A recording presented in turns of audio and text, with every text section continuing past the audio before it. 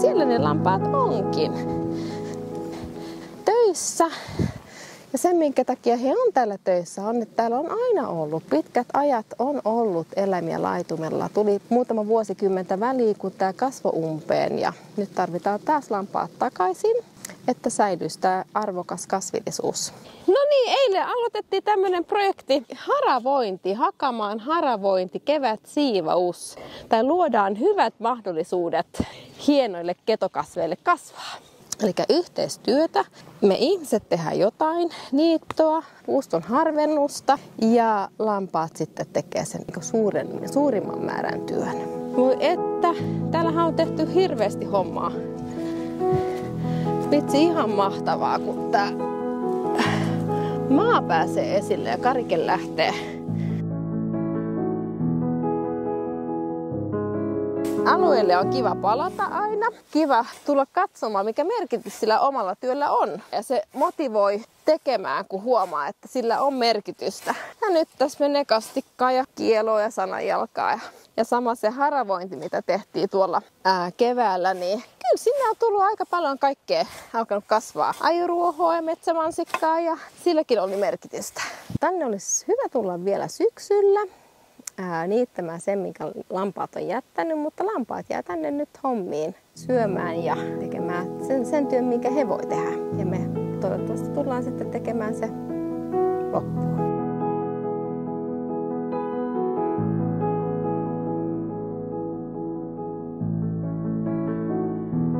Nyt ollaan Porvoon Isolinnanmäellä. Tämä on valtakunnallisesti merkittävä perinnebiotooppi. Täällä on ollut vanha muinaislinnoitus, vanhinta osaa Porvoosta. Me ollaan hoidettu viime vuodesta tätä kohdetta Ketosirkka-hankkeessa. Tänä vuonna hoito jatkuu.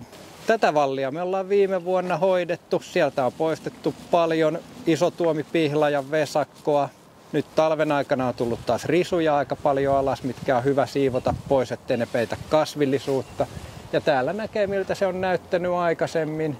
Täällä on ollut aika paljon hommaa. Täällä on paljon vesakoitumista, umpeen kasvamista ja myöskin rehevöitymistä.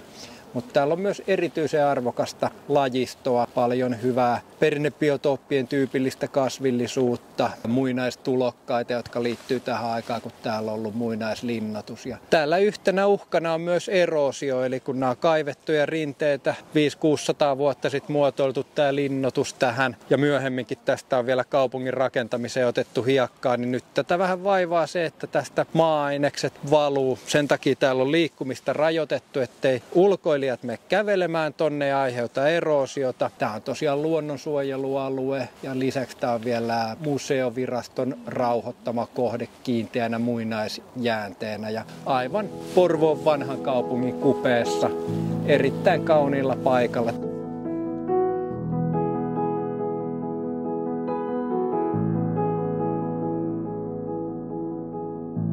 Eli tosiaan tänään päästiin tänne kohteelle ja saatiin meidän koordinaattorilta pieni perehdytys tänne hommiin. Ollaan tässä tää viikko, oli 3 päivää nyt. Aloitetaan tänään niittämisellä. Tässä varmaan sitten voisi vähän heinäkuivua, niin voidaan huomenna päästä sitten haravoimaan ja poistamaan näitä niittojätettä. Tässä on kyllä kauden aikana omat nämä viikatteen käyttö- ja hientotaidot kyllä kehittynyt paljon. Etenkin itsellä, kun ei ollut aikaisempaa kokemusta, niin on aika suuri ero alkukauteen. Että pysyy viikate terävänä ja heinää kaatuu. Oi, ampiaishämppi. Vautsi, viimeksi on nähnyt jossain Ahvenanmaan laitumella. Ja siis noi tekee sellaisen pesän, mikä näyttää ihan ampiaisen pesältä. Tai semmoiselta ihan mini-ampparikennolta. On kyllä tosi kaunis. Ja tämän lähteelän kaltaiset perinnebiotoopit meinaa kasvaa helposti umpeen tai rehevöityä, jos niitä ei niitetä tai laidunneta. Ja koska meillä on tänne kohteelle saatu laidunnusta, niin sen takia ihmisten pitää täällä tehdä se niittotyö sekä viedä se niittojäte pois täältä kohteelta. Mun mielestä tässä kesässä ehkä tämän työn parasta antia on ollut se, että ollaan päästy näkemään kaikkia hienoja luontokohteita ja semmoiset kasvilajin tunnistustaidot on kehittynyt huimasti. On tosi kivat työkaverit, niin se totta kai helpottaa työntekoa. Ollut ihan mukava kesä.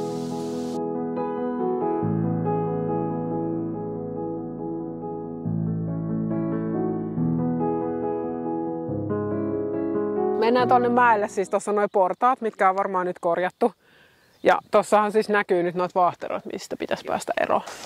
Niin siis suojelualuetta on sitten se kallioketo niin kuin tyypiltään. Ja sitten vaahterat pitäisi saada pois. Ei tarvi mennä jyrkille kallioille. Ja sitten mä ajattelin, että mä otan huomisen raivurin mukaan, jos sitä tarvii.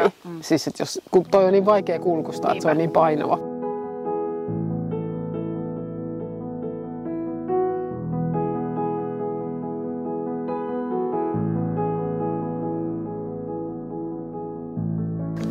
Ja siellä joku liitää tuolla ja ai että. Joo, ai että.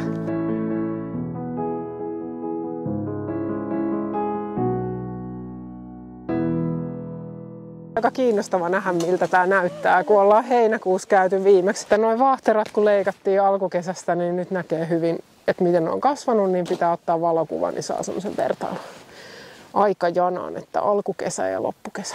Koska tämä paikka on muinaislinnan päällä, niin me ei saada kaivaa, mutta tavoitteena oikeastaan nyt on saada tämän aukean alueen pinta-alaa kasvatettua, eli sen takia lähtee näitä miinuskasveja tästä, niin kuin vadelma ja toi maitohorsmu. Kun me nyt niitetään nämä miinuslajit pois ennen talvea, niin toivotuilla kasveilla on ensi keväänä helpompi lähteä kasvamaan, kun niillä on enemmän valoa. Vai onko kurki? Vai kurki, niin anteeksi. Aivan hieno ääni, sun pitää mennä siihen pellolle. Kaiku oikein. Mennään. Ootteko te vielä ehtinyt niittää tänään? Ollaan. Otettiin tuossa ja ollaan niitetty ylhäällä. Joo. Ei nyt ihan kaikkea, mutta aika paljon. Joo. No joo, täältähän näkee, että täällä onkin jo niitetty. Hyvä, hyvä. Mitä enemmän saa niitettyä, niin sen parempi. Niin, että tämän näköiset alueet on hyvä ottaa aina melkein ensimmäisenä niittää. Että tässä on kuitenkin tämä hietakastikka, mikä leviää koiran putkeen, mutta sitten on muuten tosi hyvää ketolajistoa, niin saa siitä sitä biomassaa pois. Tuo on aika vaikea rinne kuitenkin. Se on jo aika vaikea rinne. Sekin nyt on sitten, että mihin asti ehditte, että niittäkää vain sen verran, kun ehditte haravoida ja siirtää pois. Mutta tämä alue ainakin olisi tosi hyvä vielä niittää. Sitten huomaatte, että teillä onkin jo niin kiire, että hirveä kiire ehtii haravoimaan kaikkia. Ehtii kotiin. Kyllä teillä vähän meinaa kiirettäisi tulla jo. Että... Just. Joo, ja niittämään ja haravoimaan niittämään. Tää on kyllä nyt kivan näköinen, kun tää saa niin paljon enemmän valoa ja semmonen. Enemmän sen näköinen, kun tää on varmaan ollut silloin 1300-luvulla, kun tätä on laidunnettu ja asutettu tätä mäkeä. Tää on kyllä niin hyvä kohde, että saadaan tänne hoitoon jatkettua. Mutta hommaa riittää kyllä ensi kesällekin.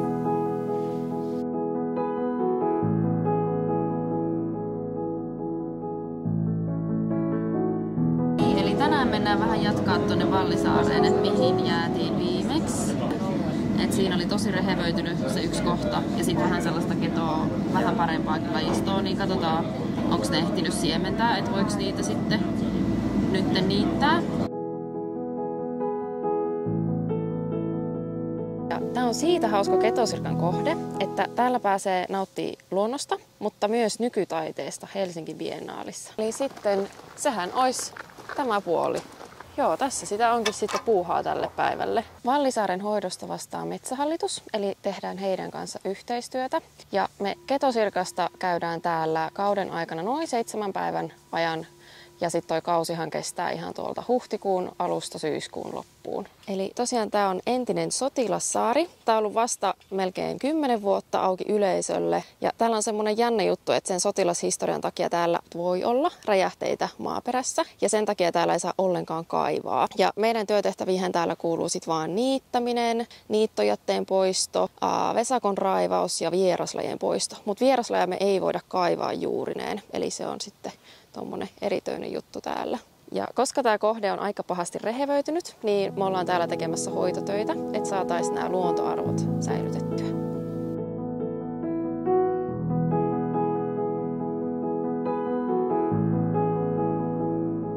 No niin, tänään maanantai-aamuna aloitetaan taas lupiinin poistolla, mutta tämähän tehdään sitten monta kertaa kaudessa. Sitkeätä työtä.